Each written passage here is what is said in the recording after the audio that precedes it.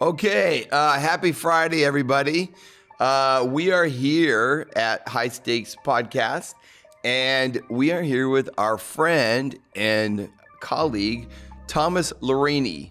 Thomas, welcome to the podcast. The Italian Canadian here. real estate extraordinaire. Let's go, Yeah, Lorini. the Andiamo!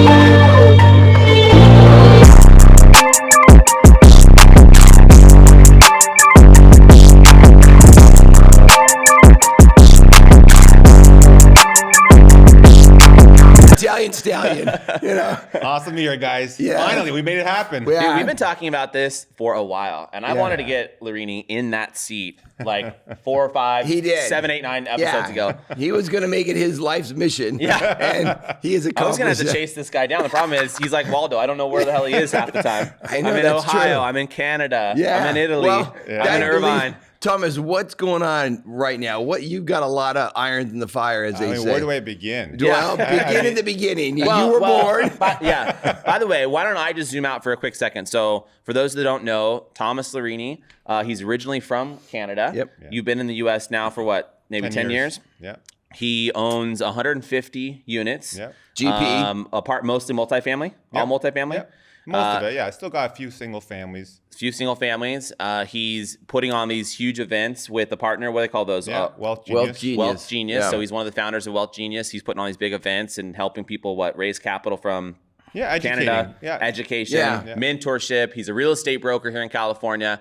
So Thomas is Hey, making things. Now you can see why That's I all took the us. easy stuff. Plus, I'm married with 3 kids. Married That's with the 3 hard kids. stuff. Yeah, so you can see why was very difficult to get on the podcast. So we appreciate you being here and working with the schedule. But yeah, let's dive in. So going back to what Greg just said. Yeah. So What's going on, Thomas? What's your typical week look like Yeah. right now? Yeah, good question. I kind of segmented, in real estate full-time, I segment it into 3 categories. Predominantly, my private investing firm, Ventureco Capital, is where we do the acquisition of the apartments and mainly repositioning, so it's value add.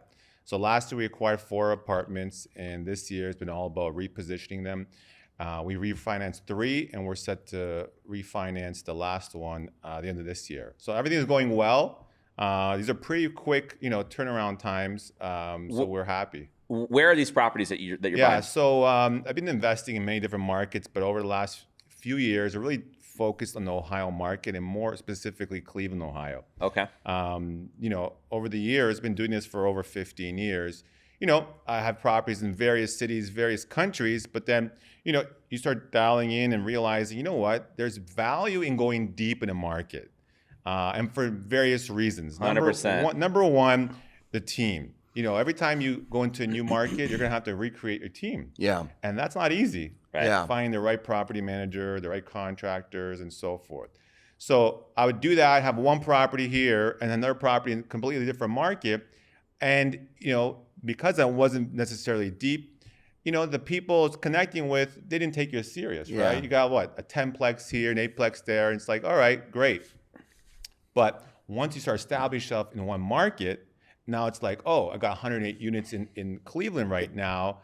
Well, then you start building that credibility. Of course. Yeah. You start really. Thomas, by the way, what you're saying right there is exactly what we have thought in the back of our minds for a while with our business, but it was reinforced. We saw Robert Martinez out in Houston. We just spent a couple days with him. Okay. It was one of the first things he said. To scale your apartment business, cluster your properties in a certain area. And there's, many advantages, just what you're speaking of. Well, So, and just to jump in before we continue. So yeah, Greg and I, with our other 2 partners, BCGK. So we started buying in Bakersfield, right? And then we moved up to Sacramento area, which we really love. And so we're sitting there with Robert and he's like, why do you have properties? He's like, I know it's all California, it's the Central Valley, but they're like 4 or 5 hours apart from each other. So they might as well be in different states or locations. So he's like, you need to pick one. And he's like, if your smallest properties are in Bakersfield, sell those. Start focusing on the Sacramento area that you like, and you can feel like you can really build out a portfolio for all the same reasons you just mentioned. Yeah. It's just, Yeah. and so now that's what we're doing, right? 100%. So again, for the team, the local team, the property managers, the contractors, you build that track record. You establish a good relationship. And then on top of that, the local brokers start seeing you and identifying you as a player. Yep. So then you start getting opportunities, which you wouldn't necessarily have that if you only own one property. So guys are sending me deals even before they hit the market. And they're like, all right, the Marcus Millichaps or the CBREs, they're like, hey, we've got clients. They're looking to potentially sell. You want to take a look at it before it hits the market? Absolutely. Right? Yeah. So then that's another reason to start building those relationships, going deep, and you start getting familiar with street by street, right? Yeah. That's another thing. You're like, all right, That's true. because too often, most of us are investing long distance, right? So that's not we can't just drive around and look for the properties. So because of that, the longer and more time you spend in the market, the more you get really familiar with different pockets, street by street.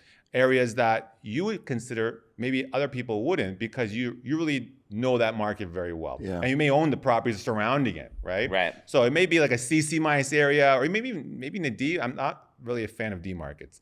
But a C, there's a range in a C where it's like some people make, I'm not gonna venture in that asset. Meanwhile, you're like, oh, it's really close to my other building. It makes sense for us. Opportunistically. Right. So Thomas, I had two questions for you. Sure. How often do you go out and see your properties? And number two, how many people are on your team? Like I know you said you've got contractors and brokers, but like behind the scenes helping you, how many people are helping you, and how often do you see your Good properties? question. So number one, I started Ventureco Capital a few years ago, realizing I wanted to create more of a support system because I was buying up properties, various places and basically all on my own.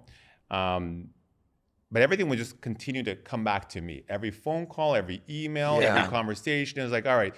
The gift and the curse, by the way, of being a one-man show. Yeah. Right. So it's like, I need to get away from that. We funnel all of them to Brandon. So, right. So I need to step away I got to get outside of that model, the one-man band type of scenario. So how to do that? I mean, there's a few different options. You can create a team, hire employees, that sort of thing. Yeah. I started JVing with people and realizing, wow, these people have a vested interest in the asset. So they're at a different level than as an employee. They want to see the success. They're incentivized to see this thing through and support. But that would be a joint venture or a co-GP basically. But basically people that but people who are equitable, who are part of the deal. But you're still going to need to answer phone calls, talk to the PMs. Right. So what I end up doing is buying certain people within my GP world that I say, you know what, these are good people.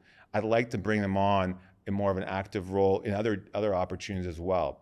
So, and then slowly I've added people. Yeah. So it started off with two guys. Yeah. One was a mortgage broker. So I ended up having him doing underwriting. That helped. Another one would help do some capital raising. So we started off with three of us and then slowly added another person. So now, there's probably a team of about five of us. And, we are all vested, but not necessarily in every single project. Right. So I'm in every single project because Ventureco is my company, my brand.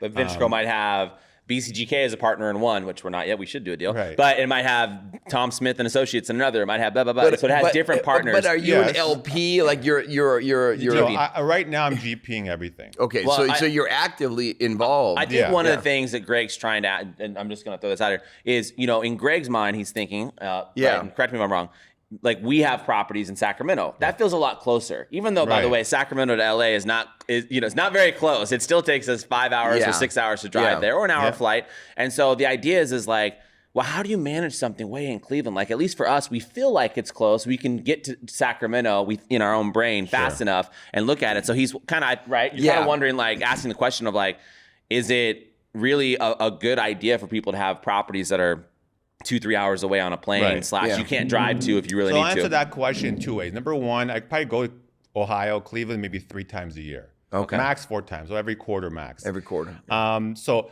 I want to take a step back because when I started this whole real estate journey, the area I was living back in Canada, as we alluded, I'm originally from Canada. I started investing in my first property in 2004. A house hacked it. So when I wanted to find another property, my local market was very expensive. Similar to like living in Orange County or LA, right? The numbers didn't pencil out, they wouldn't cash flow. So I had to end up finding another market. For me, it was about an hour and a half drive. So that was my first venture doing this kind of like semi-long distance. I had to drive an hour and a half and figure out how do I do this? Because I'm not gonna be able to go back and forth that often. Right. So then I got comfortable doing things a certain distance. And then eventually that area tapped out. The prices just shot up. So then I had to go 4 hours away. And eventually I moved to the US. Yeah. So that was like game over. how So we when got we, you. when we moved to the US, it was like, all right, I still had assets back in Canada. And I was still doing deals long distance. It was forced me. I came here. I didn't know anybody. I wasn't in the system, had no credit, I had no history, no tax returns. So it was very hard for me to get just conventional financing, but I had a good network back in Canada. So I started JVing. And because I moved and I established myself in certain markets over there, I would just pick up the phone, do everything over the phone. Right. And then I would send people, go check on this, go check on that. Yeah.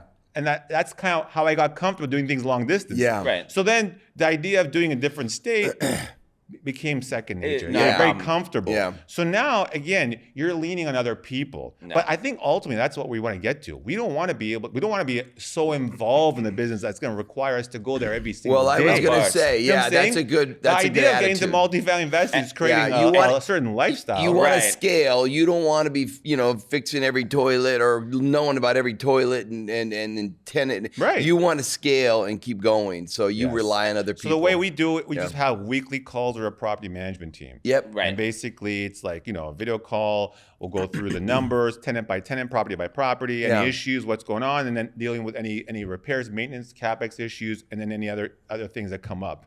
And it's like week to week, an hour conversation, you should be able to address, certain things.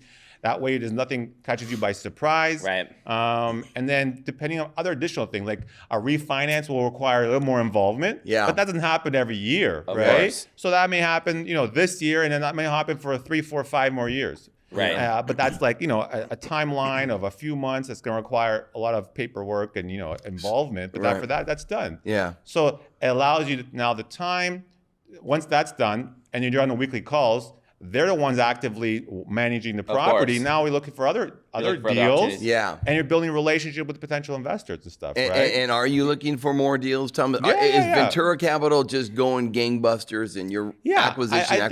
I think there's that balance and stuff, right? Yeah. So like market conditions, the opportunities, Yeah. all those things come to play. Are you Yeah. positive on the market? I mean, do you see Well, I or what do you realize think real about- estate is a cycle. Yeah. So it could be up, it could be down, and in any position of a cycle, you have to adapt for that. Your business model. You're based looking on at that the cycle. cycle. Make adjustments, You can buy right? any market, right? So let me ask you a question. So the size of the properties you're buying, for example, in Cleveland, Yeah. what are some of the 10-plex, 100-plex, 50 units? What are you? 25 to 100 units is kind of like Okay. the range right now. Yep. And I think I want to talk a little bit about like why Ohio, why Cleveland. Yeah, Yeah. let's do it. I mean, I ventured off looking in Florida. I was in Florida for quite a long time, a few years ago, but the numbers didn't pencil out. A lot of the opportunities just didn't make sense. A lot of it was STR kind of focused. If you didn't have STR, it didn't work. So that's too risky for me. Then I went to And by the way, for those listening, STR is short-term rentals. So Yeah. you take some of the apartment units and you'll furnish them and rent them out like Airbnb, which is kind of a cool model, but it's also very management intensive. It's like running another business versus if you just rent an apartment out to somebody for 12 months, hey, once they're in place, they're there, right? 100%. Like if you had an apartment that the numbers worked as a traditional tenant and you want to incorporate some STR or midterm rental, that's just gravy. Right. But a lot of stuff, you'd be buying at $250 a door, but traditional rent would be like $1,200. I'm like, this doesn't make sense. Right. Right. So nothing made sense. And I wasn't interested in doing like single family or duplex kind of like themed homes for STR. So that's not my play. Yeah. Went to Texas, checked out other markets, North Carolina, but I got exposed to Ohio and Cleveland back in 2018. A guy from California took me out there for 3 days. He connected me with a few people. I was like, wow, you can still buy homes out here for like 70, 80 grand. Yeah. My first property was an $80,000 single family home in Cleveland that rented for $1,000 a month. There you go. I was like, great, it's turnkey, it's already renovated, had a property manager in place. This was completely hands off. So I was like, okay, this is like non-existent in California, right? And actually, most of the U.S., right? Yeah. I mean, the average home in the U.S. is like, what, 420 I type think, of yeah. thing, right? Yeah. So anyways, that was my first experience. By that time, and even still today, Ohio, Cleveland, it's not a sexy market, right? It doesn't get a lot of attention. Most investors are, the big players, they're in the Texases, the Arizonas, and the Floridas, the Carolinas Georgia, stuff, right? Nashville, Why? Landlord friendly. I mean, that's going to be one of the major components that entice investors to go there. You have the control and predictability. Right. But also, the weather and all the other factors. But for me, what I realized, Ohio, number one, it's a landlord-friendly market. Yeah. But the affordability aspect, right? The average home in Ohio as a state is around 150 grand. Wow. Right? So when you look at from that perspective, and you're saying, well, Cleveland, more specifically, like the greater Cleveland market's got over 2 million people. It does. So it's got a sizable population. It doesn't have like the growth. People aren't flooding there. Well, I was going to say, right? Thomas, how about the economics? Like, are jobs coming? Is it just a high-tech place, or what other? So again, I've seen it because I used to we had some friends. I'd be driving from Toronto to Ohio several times back when I was in, early 2000s stuff. I saw back then it was a completely different market. They got hit hard in the '08 crash and stuff, but it was very blue collar. And over the years, they've started to diversify. They're in the medical industry, universities, other industries have got their a couple of Fortune 500 companies have established their base there. So it's a decent sized market, but a lot of renters are there. A lot of rent, but it's affordable. But it's affordable, right? Yeah, I think that's the key. And they have the product, right? Well, they have the product. Real quick, so what are the average rents in Cleveland, or in some of the buildings that you own? Sure. You're talking $1,500 a month, $1,000 a month. I'm acquiring between $48 to $55 a door. Okay. And my rent's around $1,000, sometimes up to $1,500 a month. Wow. So you're talking $48,000 to $55,000 per unit, and you're renting. Yeah, so you're talking like 2%. You're talking about 2% roll versus a month. So yeah, that's what I was trying to get to. Yeah. I'm like, wow, not bad. Yeah, we bought a building last year, 24 units, for 1.35. Wow. All 3 bedrooms. Wow. So it was just super rare. Yeah. So that's $56K per door. That was the most expensive per door. And we're getting 1523 on the high side from Section 8. Wow. So Section 8 was another element we introduced over the last year and a half, which we kind of shied away from for a long time. But then the PM was always like, you're leaving, a lot of meat on the bone. So all right, let's explore it. And all of a sudden the bids start coming in and they start paying like a 35-40% premium. And we're like, what? Yeah. The self-paying are paying like $1,100, and now Section 8 is like, we'll pay 15, 20, right? And the renter has a portion, a small portion. I want to jump in right there really quickly, right? Because Greg and I, we have a 50 unit in escrow right now. We just opened escrow a couple days ago. Nice, congrats. Thank you. So we got to get it closed now. Not 55 a door though. But yeah. Well, we are at 160 a door. It's basically $8 million, just under that. Up a little suburb outside of Sacramento. Rents right now are $1,200-$1,300 a month, and they should be closer to $2,000. But I was looking at Section 8 yesterday, so I called the county. The lady sent me over something because I said, hey, is there a big demand?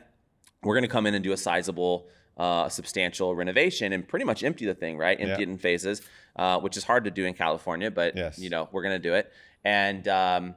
And so anyway, I said to her, hey, we might have a lot of units to rent. She said, man, there's a huge waiting list right now of people that have vouchers in our program that want to do this, right? And I said, yeah. And I said, but I want to know how low the rents are. And she's like, as far as like what we would get, right? And so she sends me over the voucher list, the pricing program, and it's like $2,500 for the 2 bedrooms and like $3,000 for the 3 bedrooms. We were only thinking $2,000. I'm going. It's like what you just said a minute ago. I'm going. Okay, I must be missing something. But if we can rent out a big chunk of this property to Section 8, and the government's going to pay us every month on time, guaranteed rent, and you're talking about, like in this case, doubling our rents. Yeah, right. Does that $8 million building become a $14-15 million building pretty fast? Let me ask you, Thomas, do you see a negative connotation to Section 8? So I used to. You used to. I used to. Now he sees the but money no longer. Number one, Yeah. I'm not dealing with the Section 8 process, right? I have a property management company. Right. Their experience. And that number one, a lot of companies don't want to touch Section 8. Why? Because there's more work involved. Yeah. But if they're familiar with the process, they understand how it works, and they understand their local agency, because again, it's agency by agency. So in a city, you may have 2-3 different agencies, right? In Cleveland, Cayuga County, there's like CMHA, there's Eden, there's a few programs, and each one's got their own people, like the agency officers that you got to deal with. And sometimes you may be doing different ones, and some are better than other ones. They're all government employees, right? So unpack that though from a high level. Okay, so somebody buys an apartment building, right? And they wanna rent to Section 8 renters and get into this program, right? So they'll contact the local Section 8, like so there could be different offices. This is how we ended up going down this path where our property manager like, listen, I know we're getting $1,100 a month for these 3 bedrooms, but we base it. Look on the Section 8 has a website. You can plug in by zip code, and it tells you the range of what they're paying, right? And you're like, by bedroom count. So studio 1, 2, 3, 4 bedrooms. You're like, whoa, that's crazy. Like our zip code in one of the buildings is up to 1,700, and we're like, that's just nuts. $1,700 for this area? Yeah. Because we acquired the building and they're paying between $650 and $750 a month. Wow. And they had some Section 8 in there too. Wow. And we're like, and the listing agent was like, yeah, you'll be lucky if you get like $800-900, right? I'm like, oh, okay. We penciled out in 5 years, if we can hit $1,100, we're golden, right? Yeah. Then within a few months, we're getting $1,100 for self-pay. And then we're like, all right, let's explore the Section 8. And then all of a sudden, Section 8 had, overall an increase, right, in the last year, and then going in the next year to have another increase. So that increase has been helping. I wonder why Section 8 has been increasing their rent so much. I mean, it's a good thing, as far as what they'll pay. Because I feel like back in the day, even like when I was younger, my dad had rental properties and he would do Section 8. Yeah, it was good, and they would pay a portion of it, but there was always kind of a big delta, and he had to make it up with the tenant. It didn't seem like they were really, but it seems like now, based on what you're saying, I think number one, the demand's higher. I think a lot, like there's just the process. They understand, like landlords, they kind of shy away from Section 8, so they want to incentivize they make a premium a little bit, incentivize. Exactly. So there's a process. So going back to the original question, like, okay, if someone's interested to get into Section 8, how do you do it? So our whole building is not registered, so we have the control. We can offer 1 unit for Section 8 if we want to, or all the units, or 10 or 20 or whatever. So basically, we have a unit available, and basically advertise it. So we accept vouchers. Right? So tenants come in, I've got a voucher. All right, great. So they walk through and say, oh, I love this unit. Great. So I want to submit an application. So there's a specific application, that our property manager will fill. But at the same time, our property manager is still doing a background check on the individual. Of course. So it's not like you're just at the mercy of the system. Right. So you're like, all right, this person has lived somewhere else for a long time. They've got certain credit, this and that. So if it lines up with our range of acceptability, then we're like, all right, we file this application, we submit it to the city, and we wait for the city to come back with an offer. And that was the first thing. We're like, oh, it's an offer? Like, yeah, they'll make an offer, say, okay, 3 bedroom, they'll look at comps and so forth, condition of the unit, and make an offer. Once they make an offer, we're like, okay, we'll accept it. Then they send their inspector out. He comes through. He's like, okay, yeah, we'll just fix the touch-up paint here. Make fix sure these light plugs. switch works, whatever. Boom, and then it's mainly health and safety stuff. And then you go, you kind of address that with your team. They come back and they basically approve it, and that's it. You move forward. Thomas, so my question earlier, like negative connotations, like my answer is no. I think it's a really good program, and the people that are in it, they have to stay on the program. Right. And so if something happens and they screw up or they cause problems at the unit, they could get kicked off the program. Yes. So they are like excellent tenants, in my opinion. Yeah, I think number one, the timeline is longer. So that's and pros and cons. So the con is that if someone comes in today and are self-paying, they can, and then they're available, they can move in, and the unit's available, they can move in next week, they can start paying next week. Right. Going into the program, it may take a couple months. Right. So you may not actually get paid for a couple months. And when you do, they'll back pay you. Yeah, right. Pay, yeah. But you got it. Right. But you may still lose that first month, depending how long it takes to wait for the offer, wait for the inspector. Basically, they'll start paying from the time that the inspector signs off that the units that meets the code that they come to. So at the end of the day, that's one of the negatives, right? If you're dealing with agencies, so if there's any issues, like we had one recently, again, it happens sometimes where like they do annual inspections, but the tenant was on vacation, so the inspector wasn't able to get inside the unit. So they stopped paying rent. So they also was like, it freezed, and we missed a rent guys are going, payment. "Wait a minute, And we're what's like, wait a going minute, that's not our fault. Yeah. Yeah. And the tenant was like, well, I didn't know, right? Yeah. So now the tenant came back. Okay, so they came back, they did the inspection, and it started up again. But we're like, what about that missing month? You're right. Where did that month go? So now we're in kind of like, our PMs are fighting for that. Yeah. So again, you're dealing with these agencies and people, and Yeah, they're community. slow, right? Yeah. That's Right. the thing you have to be aware of. Yeah. Right. But for that premium, for the most part, we're experiencing, we're willing to go down that path. Yeah. Right? We're willing to Hey, accept. Thomas, I'd like to pivot for a moment, if we can. Yeah. Talk about your wealth genius and some of the Sure. events you're holding and all that stuff. And by the way, Thomas, that's your water. Oh, so great. if you're thirsty, Yeah, thank you. I appreciate that. Thomas is looking at this the whole time. Is that another, yeah, that's another one for Brandon. Yeah. All right. So Yeah. good question. Initially, I alluded to the 3 different sections I do in real estate. So Ventureco Capital is my private investing firm, where we're acquiring properties and value add. We are doing some land development stuff. I can get into that later. The partnership I established with Wealth Genius. So this was a group that was founded around 2020 by a man named Alfonso Quadra, based in Ottawa, which is a different part of Canada I'm from. And when I joined the group, there's only about 120 members. So it's an educational platform, right? There's so many different groups out there. It's all educational content, helping people understand how we're not taught this in school. How do you learn and how do you do real estate investing, right? Because I go back to like 2010, 2011. I wanted to really get into it. Yeah. None of my friends and family members were in real estate investing, right? If anything, they tell me stay away from that. Or someone's duplex got trashed. Yeah. So like, just invest in stocks. So it took me joining a group, paying to join. Within a couple of months, I got my next property because this was the right environment. Right. I still remember the first guy I met, he's like, yeah, I only got 6 properties. I'm like, whoa, only 6 properties. Damn. Okay, cool. Yeah. So from there was where I was, okay, this is my people. Right? This is the people are doing what I want to be doing. Right. So I connected with this group back in Canada, and soon me and the founder, we kind of connected well. What he realized is, like me being a dual citizen investing both Canada and US, I can offer a lot of support for the group. Yeah. So since that time, the group's grown to 1,200 members. Wow. Right? So almost 10x, we're pretty much 10x the So amount of real group in quick, the last 3 years. So the group has 1,200 members. Yes. And you and Alfonso are considered the guys.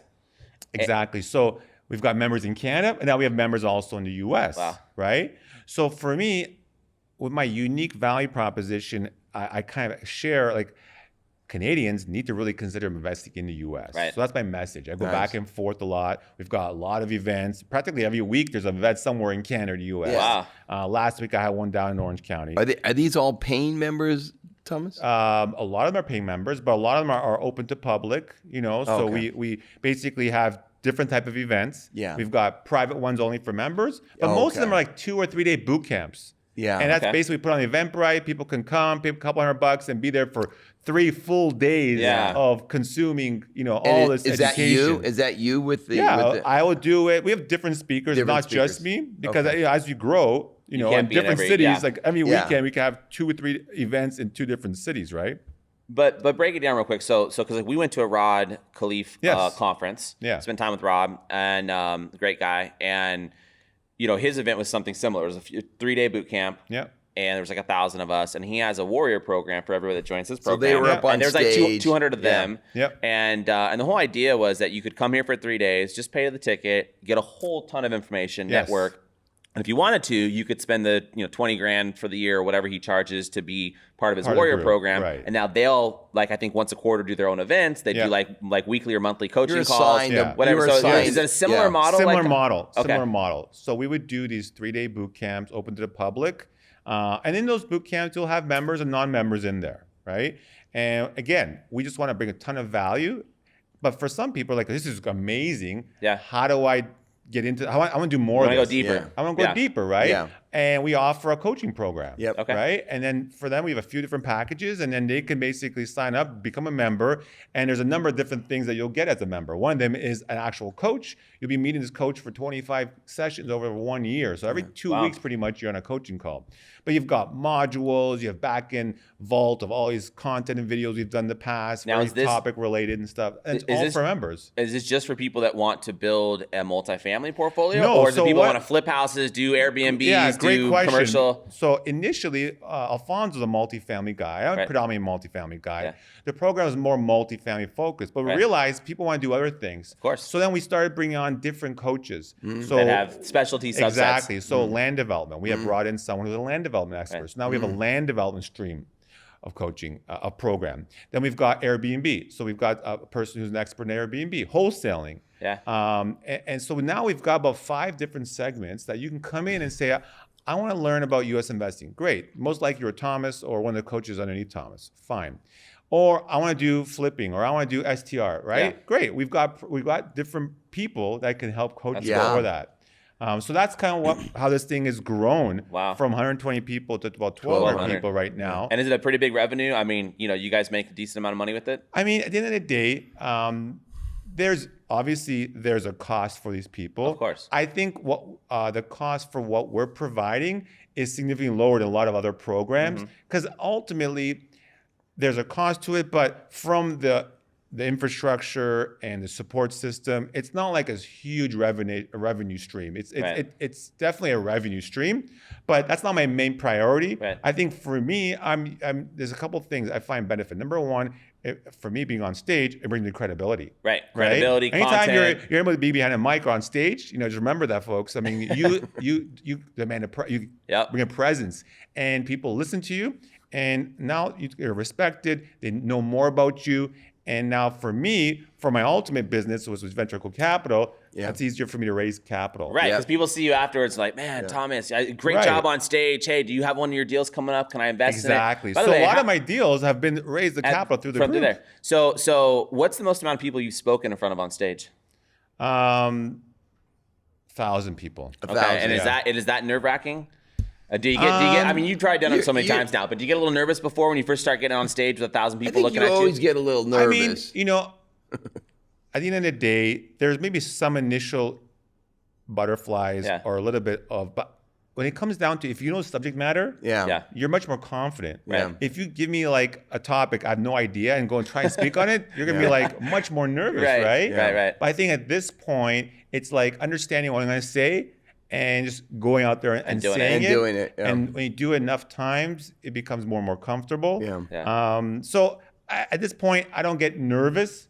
It's just more of a preparation. I'm thinking, I want to do a good job. Right. Am I going to be able the content, I want to deliver it. I want to connect with the audience. I want to make sure it's not boring. I want to make sure they're going to retain it. And if there's anything he's got smoke machines, he's coming out there kicking the ACDC, jumping around, dancers and stuff. Yeah. Somersaulting. I mean, all the way down. Imagine 3 full days, right? Yeah. So and you got to keep people awake in those things because talking they get a lot, tired. Keep people awake. I mean, the content can be dry and stuff, right? Yeah. So it's like you're trying to make it where they're getting as much fall. It's like you're trying to consume like out of a fire hose ultimately, right? Yeah. So at the end of the day, the events, it's great, but it's really the coaching session. It's someone who joins as a member, I think is getting the real value. Yeah. Because now it's like, all right, it's just one-on-one. One-on-one. Right. Yeah. It's like, all right, what's your situation? Where do you want to go? Because I mean, all the stuff we taught, and you kind of listened, and maybe you've done a few deals on your own.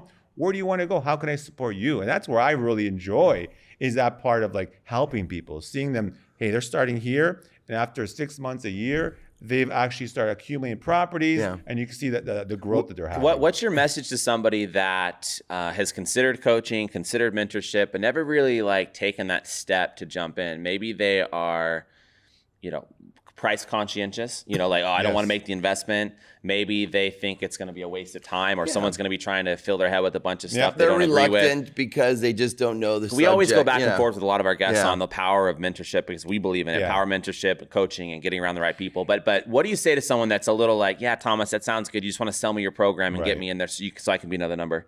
Yeah, and I got to follow up to that question. If you've never done it before, I could see the hesitation. Number one, the cost. Usually you're paying around 5 figures. Yeah. So that's a significant investment. You're talking about for an annual membership into something like that. Like for us, it's a one-time membership fee. Right. So we don't have this constant fee. But it's definitely 5 figures to join, right? Yeah. So you're monetarily investing into something. Then we've all heard of people who've been scammers or the value wasn't there. So that's also in our mind. Is it worth it? Yeah. Is this real? Am I gonna get the real value out of this? So there's a certain level of like credibility and background check you need to do, like talking to people, get some kind of testimonials, like you've gone through it. How was it? You know what I'm saying? That's why when you come to our boot camps, 3 days, 3 days of 9 hours, there's not a lot that, you'll kind of learn a lot about the Already. people Yeah. and hear the content. It's not like, here's like 5 minutes, give me It's not like an ad on YouTube, Right. or Instagram. Yeah, sign up today. Right. So that after that, you'll have a good sense of like, wow, that's a lot of value. And that was for 3 days, right? I can only imagine for a year or being part of the community and stuff, right? So Thomas, and the community aspect is huge. I always tell people the secret sauce in Wealth Genius is not even the coaching, which is huge, but to me, it's the people. The community. The people. Now you can joint venture with these guys. You can bounce ideas off each other. Exactly. You make this whole. I call it like a fertile environment, fertile soil. Yeah. Anything can happen because we don't control the dynamics and relationship of people in the group. Right. Yeah. So all of a sudden, me and you are in a group and we have a conversation. What are you working on? What am I working on? And all of a sudden, organically, things are happening. You know why? You're like, I know someone who wants to potentially invest in that deal. I have a deal, maybe we can partner up on. Right. So many things can happen. Yeah, that's the thing. A lot of people say, Thomas, what you just said. It's the collaboration and opportunity everywhere. You just, and that's why you do these things. But I was going to ask you, Thomas. So what separates you? There's a lot of real estate, teachers out there in the cyber world or the real world. But what are you an AI? Yeah, are you real, even Thomas? real? Yeah. What sets you apart, Thomas? What makes you feel like I think I mentioned my unique value proposition being a dual citizen investing both Canada and US. Yeah. Right. So the most of the people I'm working with are either Canadians, looking to invest in the US, Americans as well.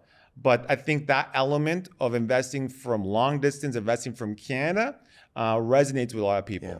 And those are the people I'm attracting and working with. Yeah. Either partnering or educating them and then helping them. Yeah. Because again, you have to understand, Canada is a small market. The population in Canada, which looks large on a map, right? Big, yeah. The population is less than California. Wow. Right? So if you got what the hell's up there? A bunch of moose or what? Well, you think about it, right? What's a gang? A gaggle of moose? What are they? I don't know. So you have this huge country, small populations. The price points are practically double the U.S. So average home in Canada is almost double the price of a home in the U.S. So it's expensive. Yeah. You've got unfavorable landlord rules and laws, right? So now it's like you're limited. Yeah. And then you've got this country below you, right? Your neighbor, in which is 10 times the size, 10 times the opportunities, much more capitalistic. So my whole message is like, hey, you need to really consider investing in the US. Yeah, why? Yeah. Well, you've got all these things to consider. Your money goes further. You can really grow and capitalize. And that's what's happening. And a lot of them end up moving here on top of it. Wow. So we've got people within our Rolodex that support them, like from immigration attorneys, that sort of thing. Because people are eventually like, I'm investing in the U.S. There's plenty of places in the U.S., better weather and lifestyle. So I want to eventually move there. So that's another thing as well. So I think that's your big. I think that's a great little niche you have. Now listening to you, Thomas, with the economics of Canada, like that's pushing people this way. You know what I mean? So bravo. And Thomas, I know we're getting the time signal here. And by the way, we might have to do a second one. I feel like there's a lot to unpack with Lorini. We had a hell of a time getting here the first time. 3-part series. Yeah, right. Yeah, but Lord of the Rings. Yeah, exactly. No, but one thing I want to ask is, so just quickly, what does it look like 5 years from now, 10 years from now? What's your goal? How many units are you going to own? What are you doing with the conferences? I know you're a big family man. Are you going to slow down at all? Are you going to keep going full speed? Or what's your deal? That's a good question. I think that's always changing, right? I think ultimately that initial idea is like, I want 10,000 units, right? Grant Cardone style. Let's go. It sounds good and it's nice when you kind of write it down. But at the same time, do I really need 10,000 units, right? So do I need to own the Lakers? No, but I'd like to. Do I need to own the Empire State Building? Hopefully someday. As I get, I'm 47. As I approach my 50, it's like kind of like assessing things like, what do I really need? What do I want to do with my time? I'm an old man. 47, right? What the hell, man? So you look good. ultimately, I'm reassessing like what do I spend most of my time, my energy, Yeah. and I have 3 kids, as we talked earlier. Being able to spend time with them, serving in our community. I mean, our church, we go to church, but we don't just attend church. We're actually part of that church community. Yeah. We're at church like 4 times a week. Faith is a it's a huge component of what we do. I'm a born again Christian, and I applaud that. And just like I actually share that on stage regularly. Kind of like how my faith has kind of transformed my life, how God has, number one, plucked me from where I was and where I am today. Just thank God for him and what the sacrifice Jesus has done for all of us. And that message and everything around that, it's why I'm in California. It's why all these doors open up in real estate. Yeah. And now in our community at church, it's just amazing. I serve, I've got a group of boys that I serve every week. That's 10 boys I've basically committed to over the next year that we meet. Sorry, every 2 weeks we're meeting. And I teach on Sunday as well. I don't know where you have all the time for this. I don't either. 3 kids, giving back to the church, flying around, buying buildings, putting on events, doing mentorship. Listen, my hat is off to you. I play soccer as well. Oh, you play soccer. Oh, yeah. You had an injury. Achilles injury this year, so that was a whole other story. Yeah. Well, listen, Thomas, we really appreciate you coming on, man. If we had more time, we continue chopping it up. We're going to do part 2, Thomas. High stakes deals, and we appreciate everyone tuning in. Dude, let's do it again. Thank you, man. Thank you, Thomas. Awesome. Thank you, Thomas. Thank you. Bam.